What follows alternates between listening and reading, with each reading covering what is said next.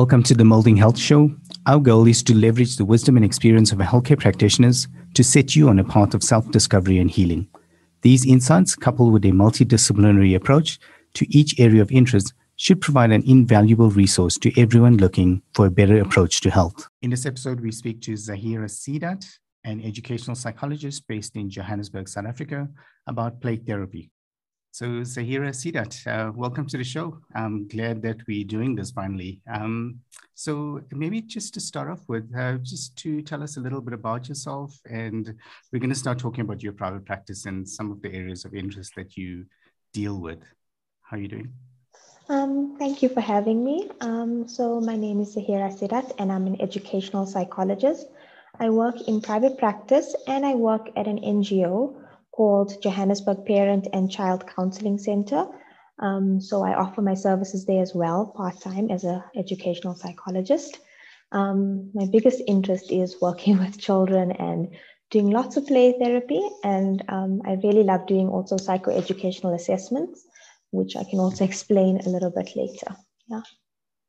Okay, that sounds amazing. So, I mean, while we're going down this route, I think I like the NGO part. I was looking at the website, just before, just as a prep for the session, and it seems like they're around for like over 70 years. That's amazing. 75 years, over 75 years. Wow. So when I was in 2019, I did my internship there, and that was our 75th celebration.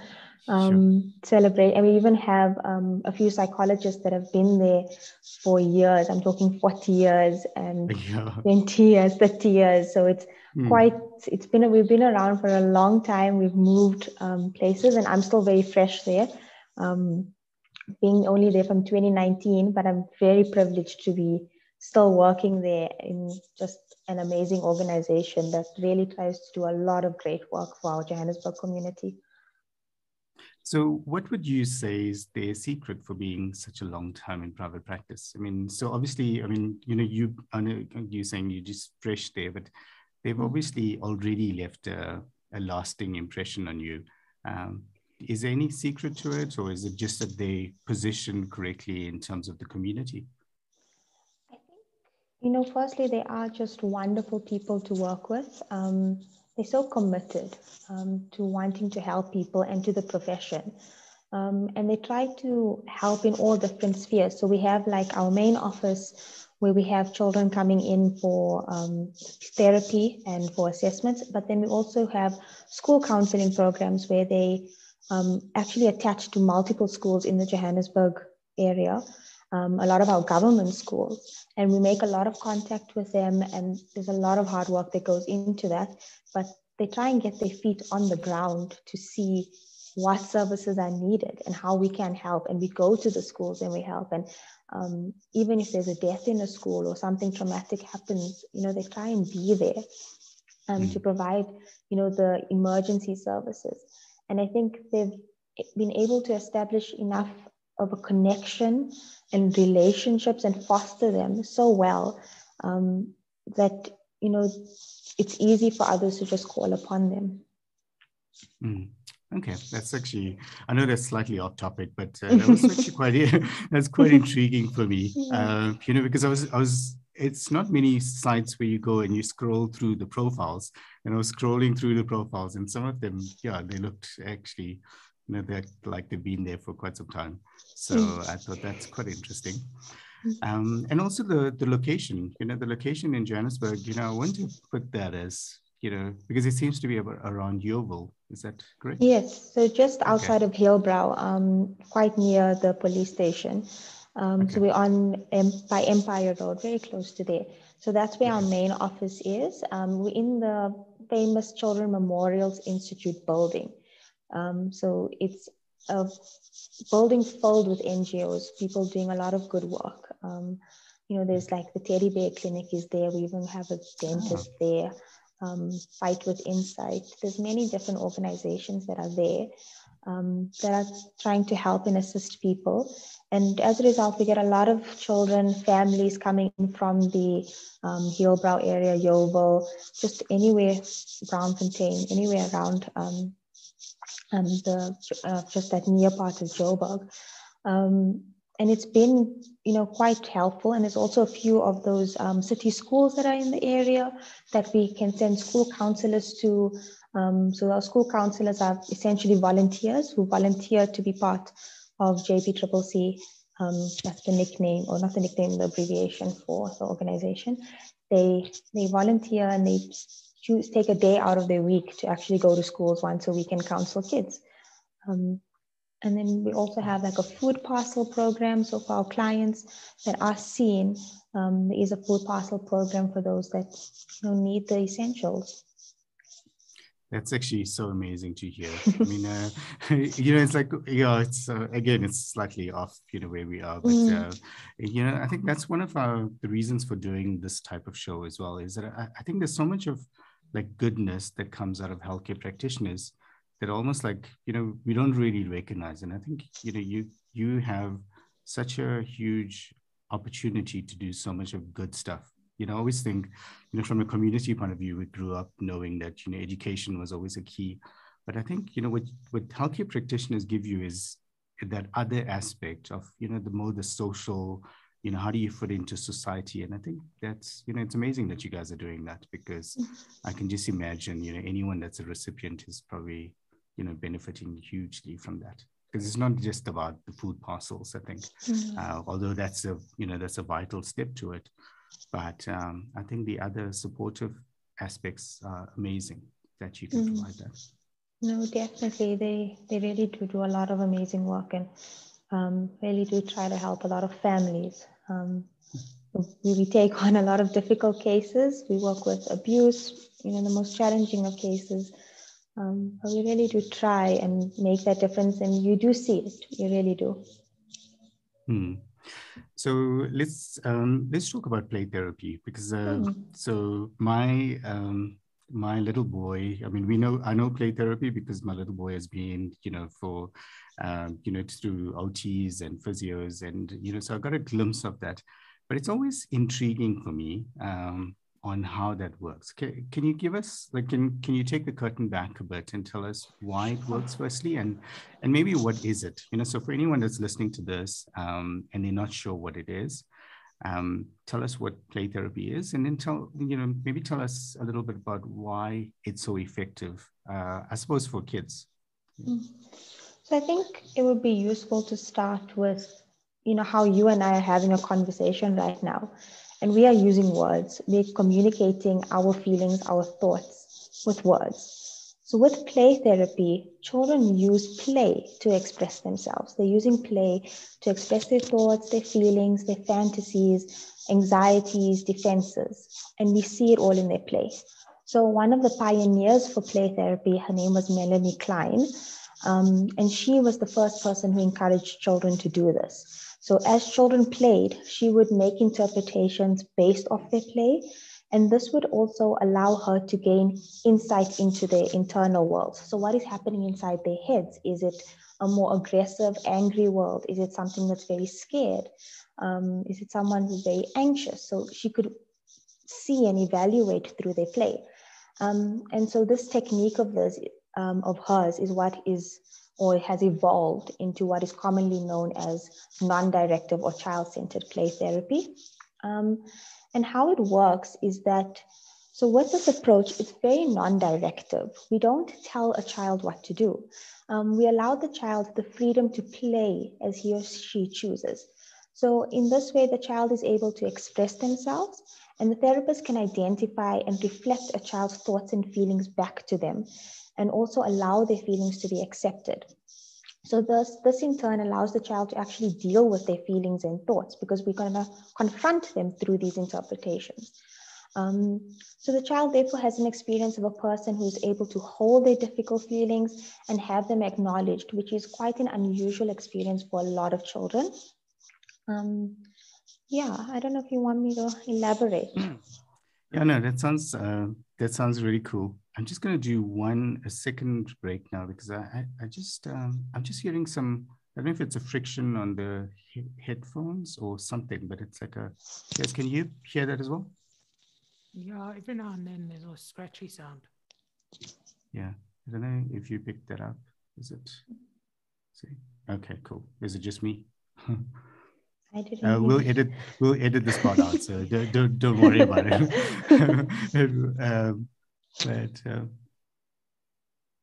No, I heard a scratching sound every now and then, but okay, doesn't cool. seem to be Zero, permanent. you can't hear anything. So No, it's I probably, can't. okay, it's probably just me then.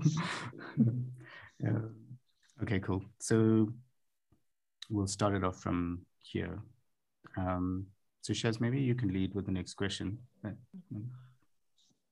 Just coming back into what you were saying, Zaheera, about play therapy being non-directive therapy.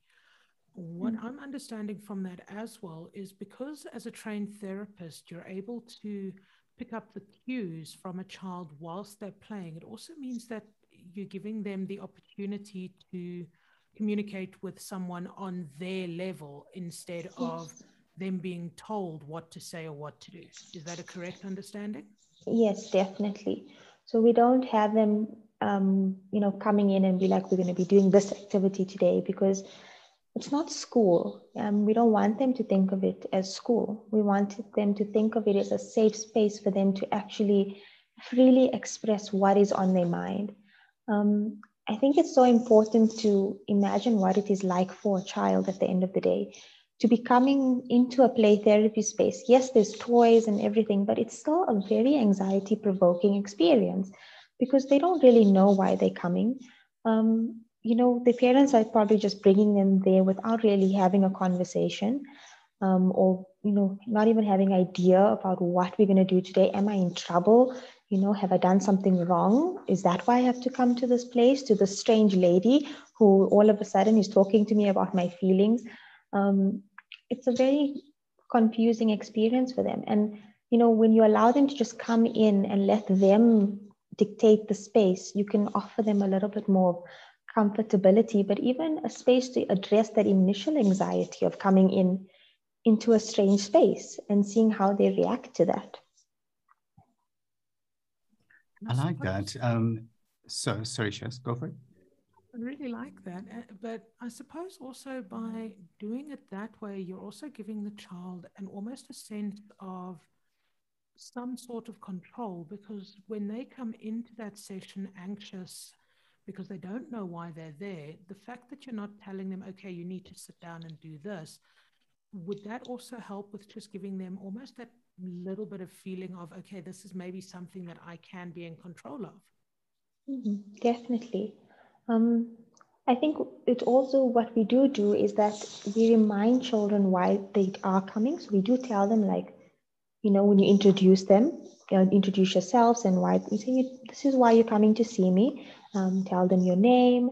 And so they do understand what it's for, but that doesn't mean they have to talk to you about it immediately. It doesn't mean they have to immediately open up and tell you exactly what happened or what's on their mind. They still have the control to choose, when am I going to reveal what is really on my mind or talk about this really difficult thing, because sometimes they're just not ready, and it can be really hard to talk to a stranger that you've never met about something very personal.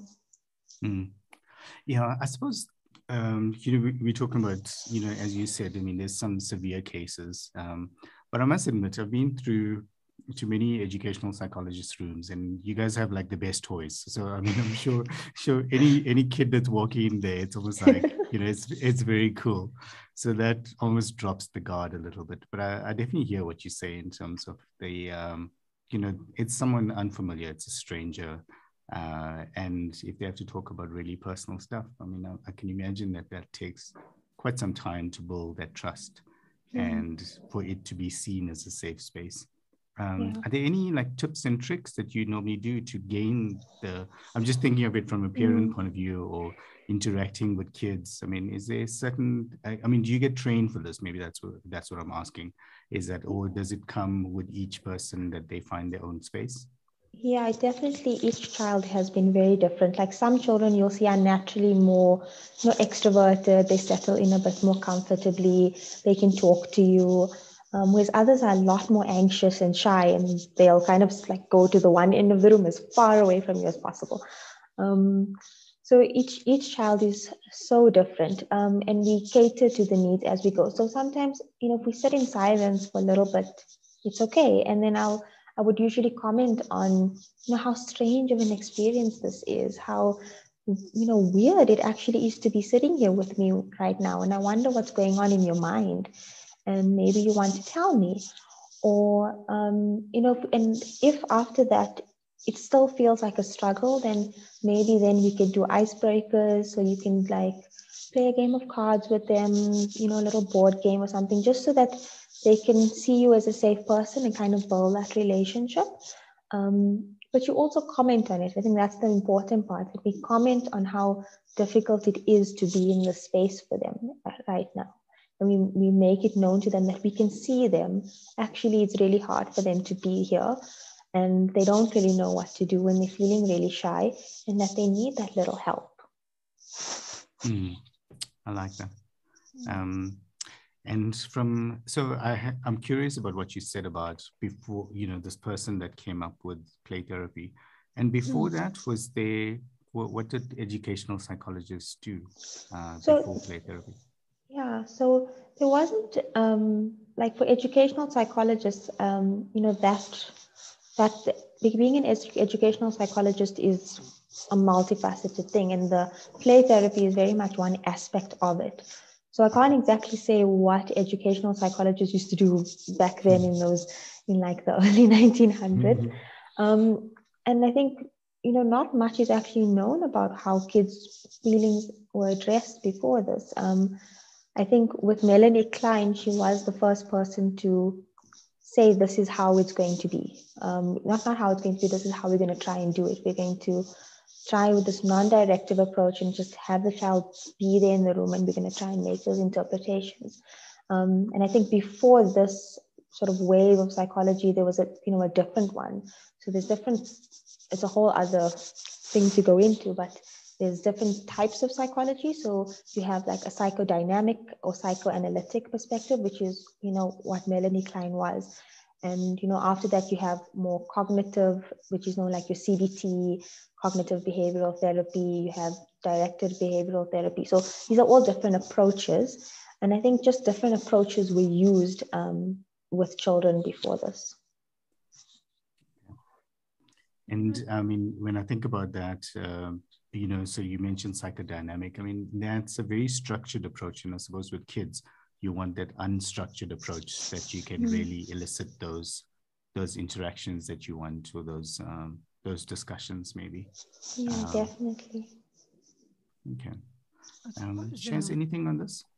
Yeah, I was just thinking there now, if you really break it down, using play is actually being able to speak to a child in their language, with their understanding level.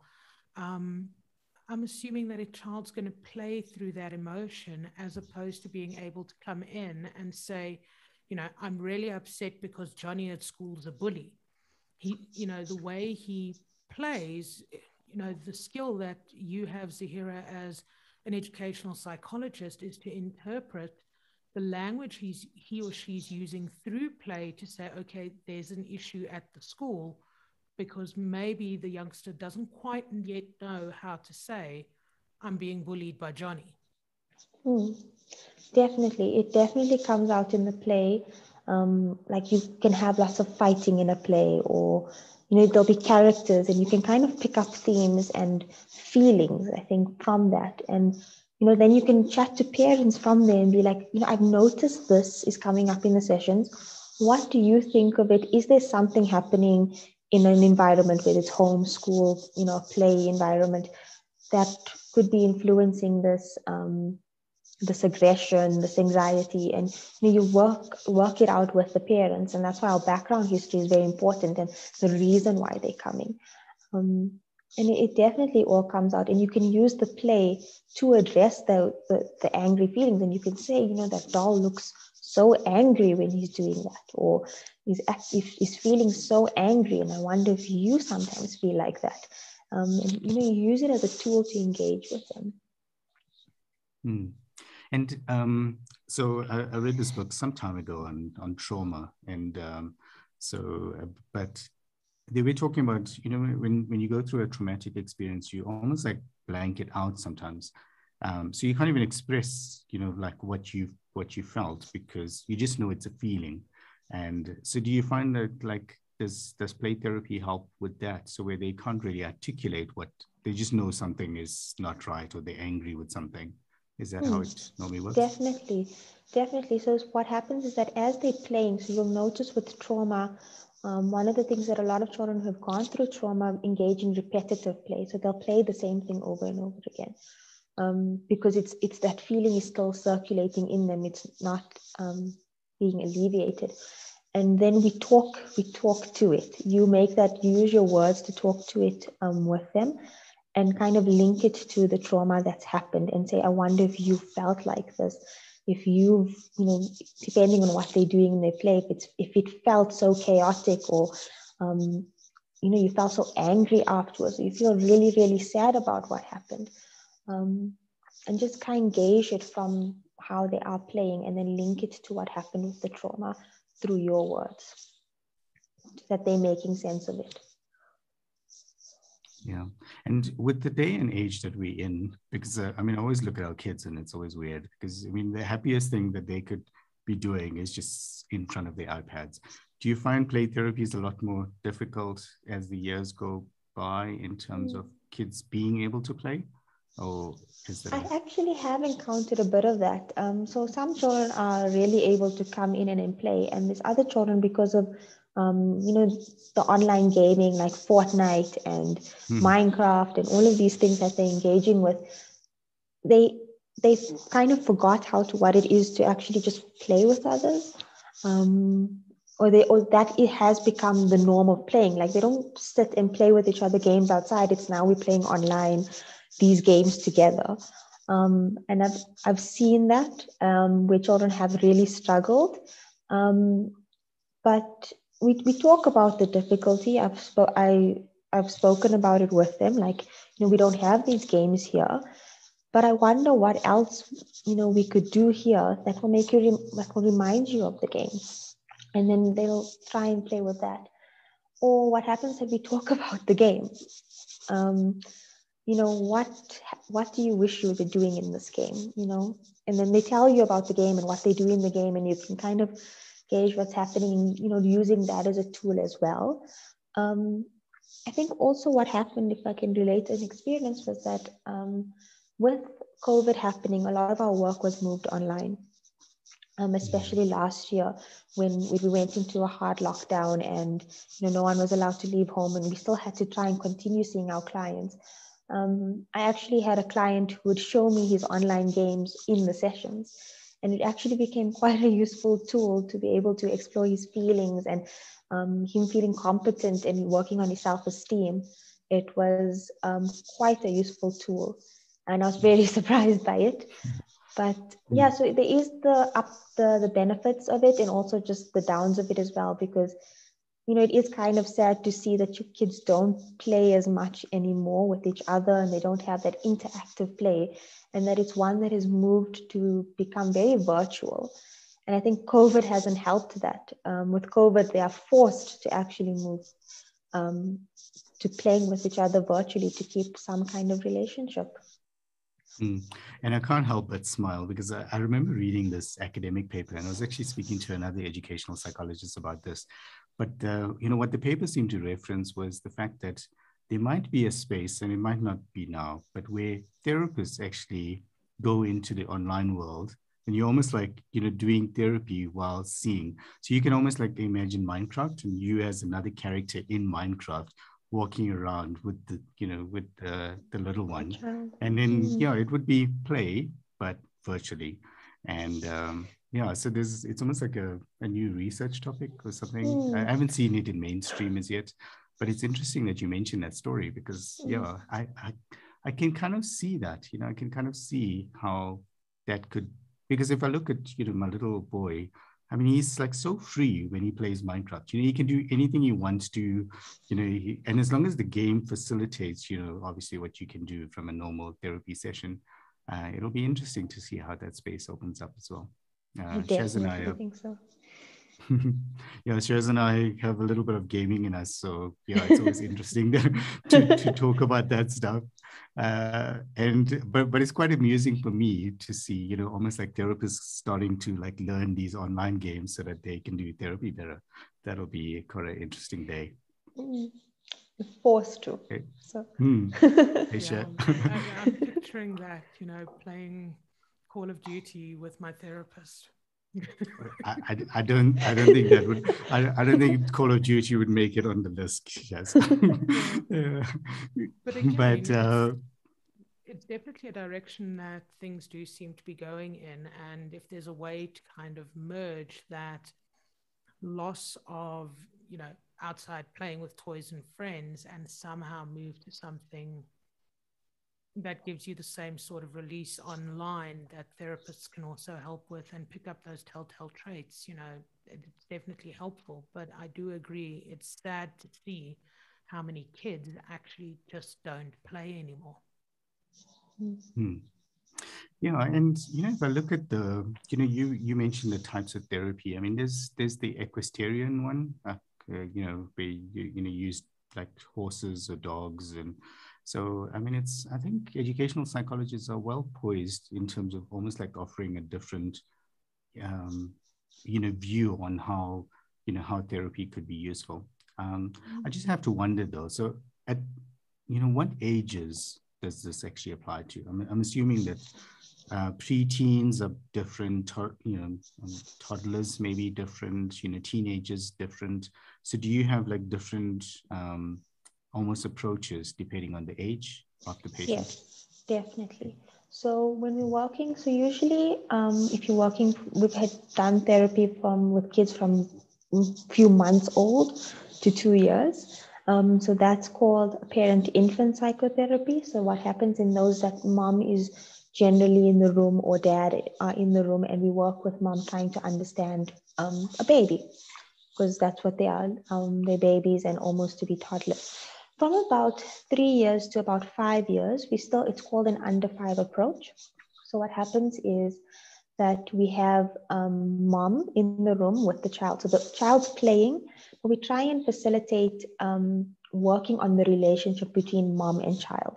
So it's to equip mom with skills and modeling skills to mom, boundaries, things like that with their child. So we can develop that relationship so that mom can better cope at home. And because they're so little, they will be very anxious to be in a room alone without their parents. So that's why we prioritize having a mom or a dad in the room with them. So that's until about 5 years. From 5 years, some of them do become a little bit more comfortable being alone in the room. I've had seen clients alone in the room from 5 years and they were fine. Just obviously depends on the child. So 5 years, 6 years, they can start being alone in the room, and they're usually quite playful. All the way, I would say, up to about 8 and 9 years, they're quite playful. From around our 8 and 9 years going upwards, because I think our kids are maturing so much faster these days compared to us growing up, that from our 8 and 9 year olds can talk, and some of them will talk, some of them will play. So it depends on the child. I've had a 9-year-old that can just not play; she'd only talk. Whereas I've had 8-year-olds that are super playful and only play and feel very childlike. So again, depends on the child. So up till the age of, I would say, 12, I generally take them to a playroom. From 13 up, we use a more counseling space where there's 2 chairs and maybe some drawing materials accessible to them. But from till about the age of 12, I take them to a play therapy room and conduct the session in there, even if they do just want to talk. I saw also with our daughter, she was pre-teens at that time, but they also, the therapists also use like games, so you would play like a card game or something. And is there a reason? Is it the same thing? It's just to let the guard down a little bit so that they're a lot more freer? Definitely, just to break that ice a bit, especially if they look a little bit uncomfortable. Some kids will just come in and automatically start playing. They'll explore the room, they'll pick up lots of the toys, they'll search for what they want to play with and they'll settle on something. other kids will kind of just look a bit anxious and like look around and not sure what to do, feel like they need permission to actually start playing or to do something, which I think is also a cultural thing. I think if you think of a lot of Indian families, a lot of kids will tend to ask for permission before they can actually do something. And so there's a lot of that we need to take into account as well, looking at a child's cultural background and the influences. And just, but then, just to assure them and invite them to play is the best thing we can do. And we comment to them that it's quite strange that, you don't have to ask permission to play, that you can actually just come here and do what you want. And it's something you're just not used to. And yeah, we point it out to them. Mm-hmm. So do girls talk a lot more easier than boys? I have to ask. Mix and match. I must say, actually, I haven't seen a significant difference with that so far. I've got a mix of boys and girl clients, and they talk and play at the same time. So it's like a whole lot of stuff you got to keep track of. So in my personal experience, it's about the same. They talk, okay, they play, they do it all for you, and it like even overwhelms you sometimes. Yeah. Okay, so I mean, I love the content. It's actually amazing. I learned quite a few things actually that I didn't know. I mean, in terms of how it got started. So for any parent that's looking, their child now, and they're probably thinking, okay, this sounds interesting, and I probably want to look at, play therapies. Anything that you would almost direct them towards looking at or considering, if they are on the fence and thinking, I'm not sure, there's something here, but I'm not sure if they need therapy. What would you say to someone like that? So the main thing I would say is that just look at your child. If you feel like your child is different, if you're noticing some change in their behavior, and something just feels off about your child, then I would definitely consult a psychologist, to an educational psychologist, to do play therapy sessions with them, just to gather a sense if there is something wrong. So, especially if there's been any trauma, a death in the family, some big change. And I think don't underestimate the impact of COVID, and how it's affected a lot of our kids. I mean, the whole world has been disruptive, from school, the extramural activities, being able to see friends, see family. Some of these kids need all of those environments to function. And if you start noticing that there is a change in your child, they seem like they have less energy, eating is different, sleeping habits are feeling a bit worrying, and they just don't they just don't feel themselves, I would really consider consulting an educational psychologist, and then just doing at least a few sessions with the psychologist, and see if more sessions are needed. Shez, do you have any thoughts on some of our psychologist clients in terms of how their practices have changed over the COVID period? Look, I think having had a look at a good few of our psychology clients, I think a lot of their practices have gone from strictly face-to-face to being a lot more open to doing either face-to-face or Zoom. And we've actually seen some that have completely flipped into just doing online sessions and starting to do things like, bringing out more course material for parents or patients to be able to help them with issues, because their patients are struggling and aren't able to go out and see friends and be amongst that social network that they are so reliant on. So I think COVID has definitely changed a lot of things.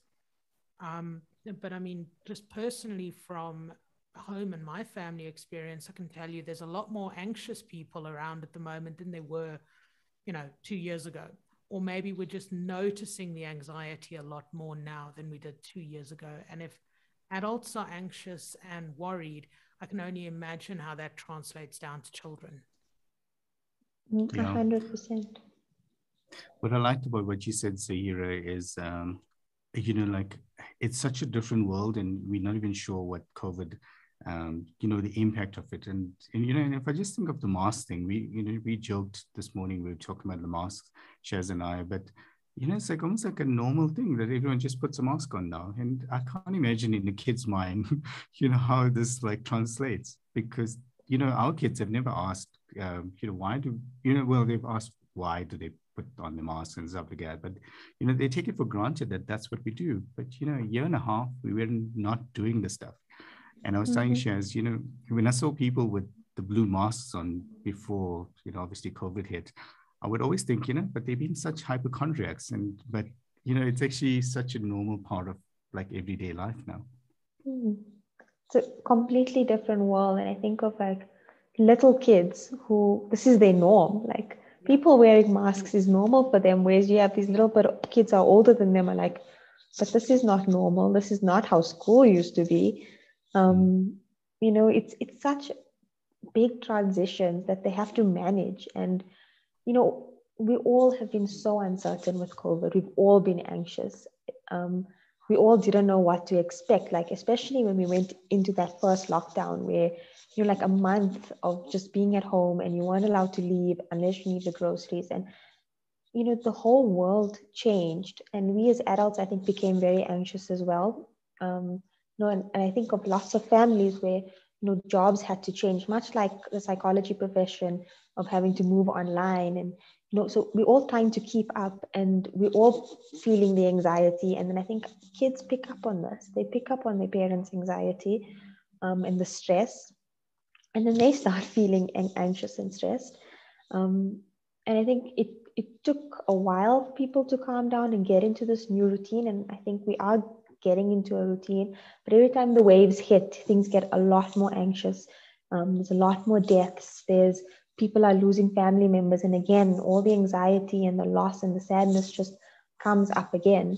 And these kids are seeing it in their parents. And then they in turn feel it as well. Yeah.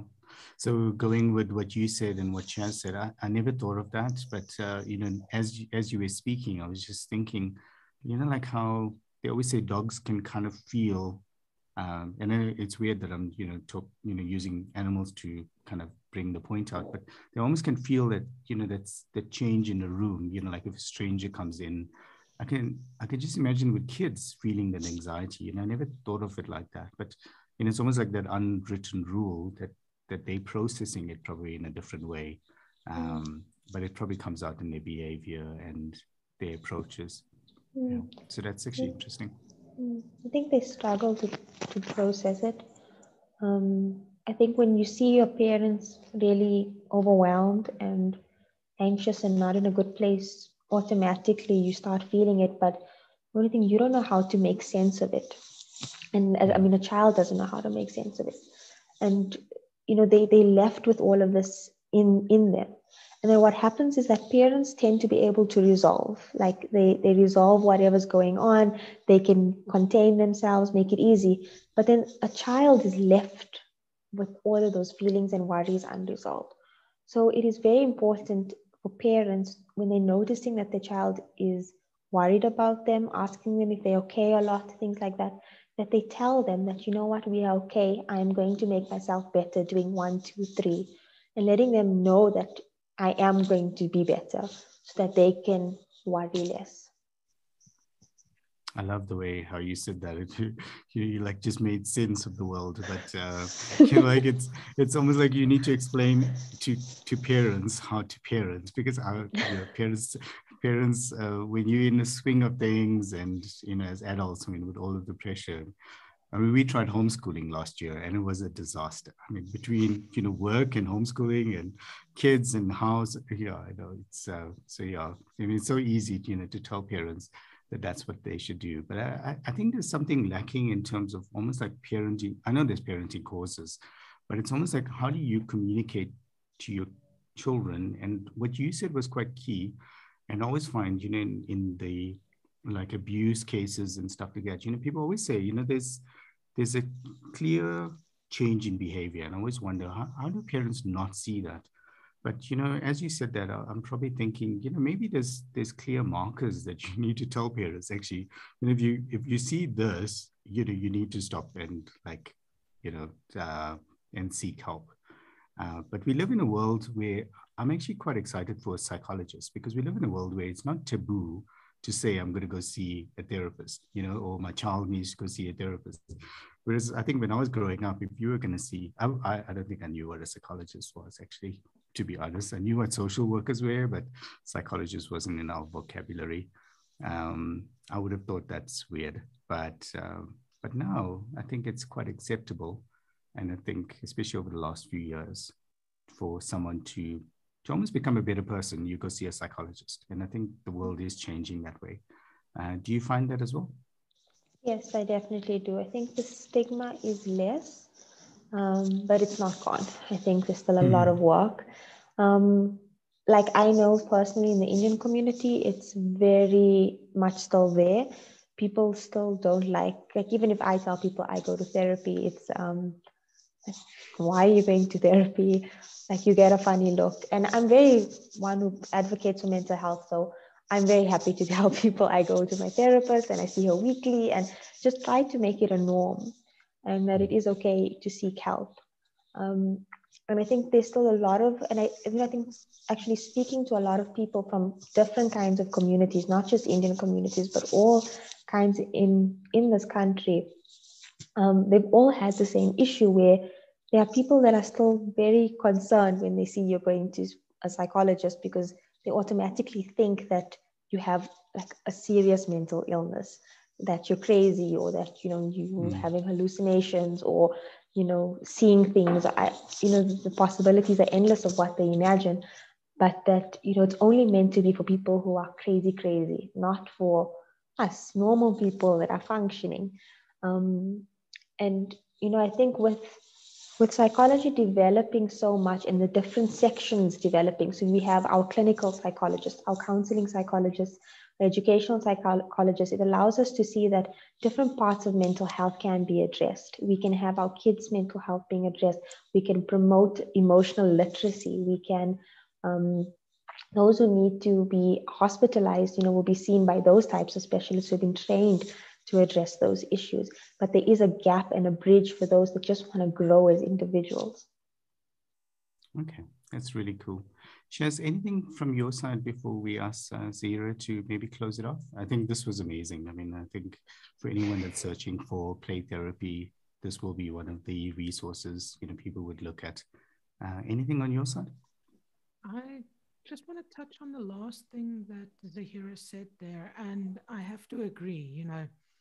Mental health is always something that, although people are starting to accept it a little bit more, there is always that negative connotation to it. But I like the way you explained it, that because there are so many different fields and types of psychologists now, there is space and room. And the more we can educate the general public that, just because you're seeing a psychologist doesn't mean that you are, excuse the phrase, but cuckoo for Cocoa Puffs. It could just mean that, you're going through a bit of a difficult time right now and you don't have the coping mechanisms to deal with that.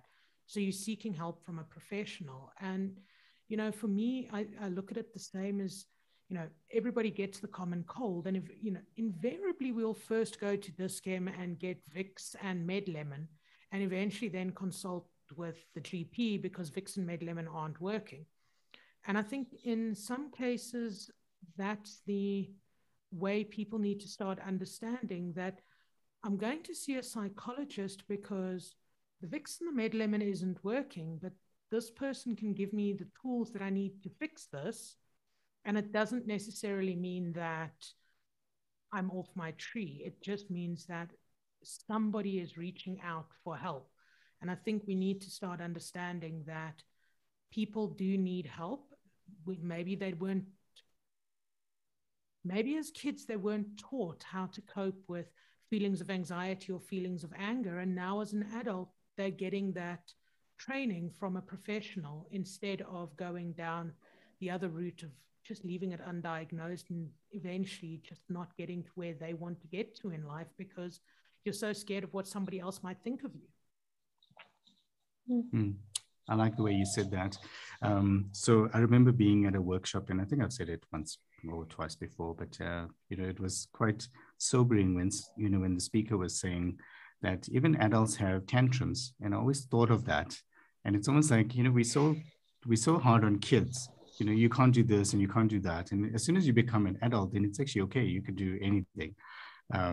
But yeah, it always makes me think what she has just said now. You almost like need to sort that out earlier so that you become a better functioning adult, when the time comes.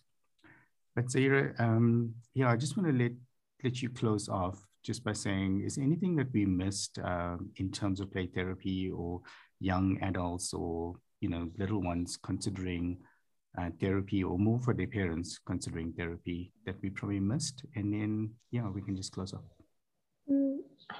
Just thinking, I think the most important thing is understand that the play therapy is a process, that some children will need more time than others, and that working with the psychologist to help your child and understand your child is very important.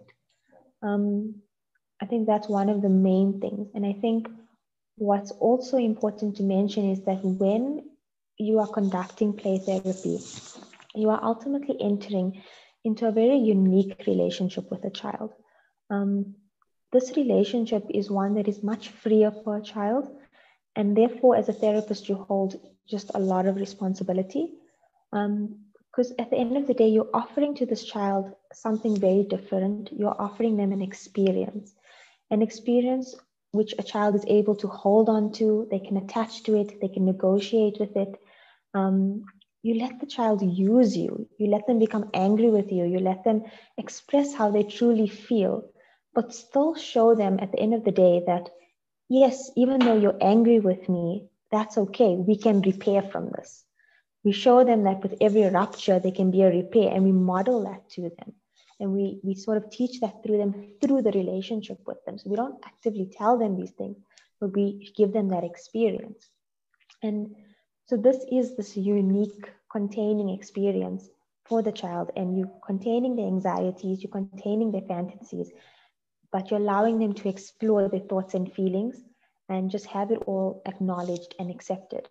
So that is essentially what we aim to do with our play therapy. And, through the whole process, we need the assistance of the parents to help us do this, to help us make sense of their children, and to work with us so we can have the optimal development. Sure. Okay. That actually makes me realize why, psychologists are as amazing as they are. But to be able to hold all of those and, not let it affect you as much. But you did say, like, obviously you have your own coping mechanisms. But my wife was telling me about some documentary she was watching, and it was like quite hectic. And I asked her this morning, how do you not dream about this stuff? But it's actually amazing that, I like how you said, how you hold that space for your clients so that they can almost just like vent and, just become better. So thanks for doing that. I think also with your work at the NGO, you are making a difference with society in general, and, for everyone that sees you in therapy. So thanks for that. And also thanks for letting us showcase it and learn from you. Because I think that's what it's about, is the more we know, the more we can help. But without these things, how do you know? You don't know what you don't know. But I think that's that's what we're trying to unbox. So thanks for that. Thanks, Shaz, as well. And hopefully speak to you soon on maybe another topic. Thank you so much for having me. Hey, everyone. Thanks for listening. As always, stay tuned and we'll speak to you in the next episode.